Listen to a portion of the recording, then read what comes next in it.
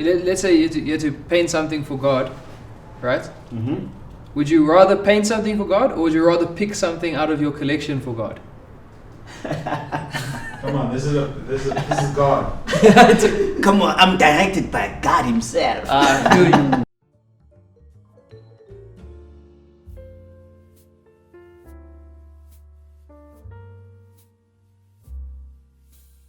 From Katlehong, but like I'm originally from Northwest, Mafikeng. Okay. So like yeah, we moved in Katlehong back in 2003. You know, so I grew up with a lot of guys who obviously lived in the townships and came from the Yeah, townships. yeah, and yeah. We lived together when we were in like the hostels and stuff together, and they would tell me stories like, "Hey, bro, my mom, she doesn't think this soccer thing is a job, like, or she doesn't really see like this thing as a profession." Because you know, when you come from a tough environment, man, you can imagine that your parents are just thinking like get a job, like a job, a quintessential job, you know. Exactly. And when you're coming through with, you're saying like, "Yo, mom, I'm painting now. I'm gonna sell paintings." I wonder how they received that. You know, I was working from my bedroom, also in the dining room. Okay. So everything was messed up. You see paints everywhere Yeah, I and can stuff. imagine. And like I was very fortunate because like my dad, he was very understanding. Okay. My sense of profession, you know, because he was like, okay, you know what, just do your thing, wherever way, but like, yeah, because like he understood that I was an artist, and then there was no enough space around, so he could just let me, and yeah, but it was challenging. When you approach like a canvas, Mm-hmm. because obviously every single piece of art starts off like just a piece of canvas or a board or whatever it may be, right? Mm-hmm. When you do that, do you already see the picture in your mind, or do you figure it out as you're going? Us as Africans at the end of the day, because we are those spiritual people, you know. Yes. So, yes, I would strategize on this piece. Yeah. Boom, everything just changes. But in a sense that it also amazes me, you know. And I'm like, yo, this is some other level of what I was expecting and how I was actually planning to actually do this. So yeah, That's amazing. It's like kind of like guided Yeah. by more than just your thoughts. good way to use. Guided. You guided, yeah? Yeah. My father used to work from the mines, and you know, from the villages, you draw water from the running streams, from the pits, Yes. from the rivers, Yes. and then like we try by all means to purify that water, but because of lack of resources, you know, good quality resources, you find that not that water is 100% for a human being to like use it or drink it, you know. So I was like, you know, finding that I used to get sick more often from this contaminated water and stuff, not purified water, and I was like, why not actually make a concept out of this struggle, you know. It's like you decided to pursue a technique based on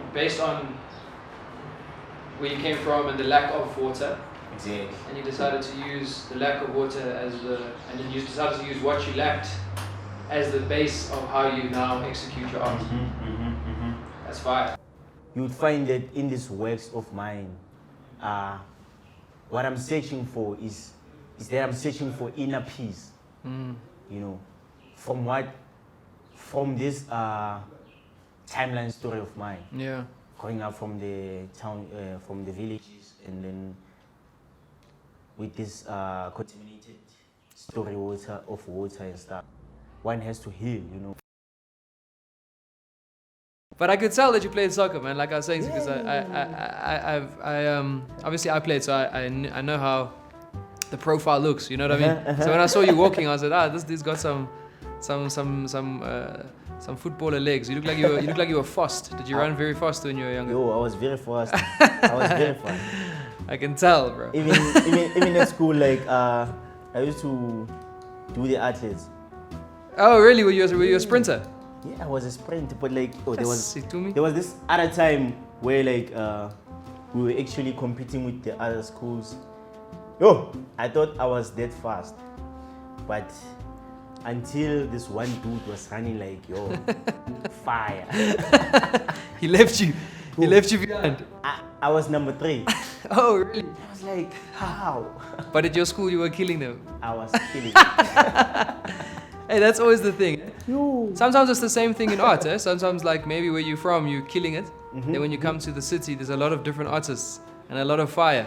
But do you feel the same? Do you feel the same way, like in a competitive way? Or I like not that question. I like that question. Yeah. The thing about art for me, Yeah. for me, it's not about competition. It's not about who can draw one like nicely and who can. It's all about style. It's all about, as I was saying, finding your voice and stuff. You know, it's not about competition. Those who compete, like I find them stupid for as an individual. But like, and then let's say young artist just walks in my studio and they're like, yo, you're doing these huge things, you're working with Prey and stuff. You doing like they're putting themselves under pressure. You know, what we should do as artists, as creatives, actually, is that what we should draw from each other is simple inspiration. To identify someone's style as a visual artist, I mean, like I can speak for us getting involved with you, man. Like when we saw your work, we realized that, wow, this guy's got an incredibly unique technique. He's got a different style. His stuff is actually different to anybody else's we've ever seen, but it's maybe because we've got a bit of more of a trained eye. Until this day, I'm still wondering if my mama was still here.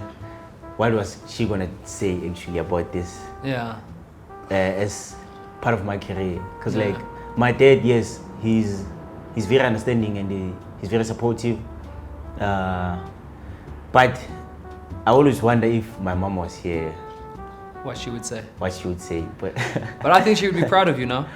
Now, yeah, she would. Because you've done some really good stuff, man, and you found your art has got you into a whole new place. I'm sure your mom would be very proud. She's very proud, yeah.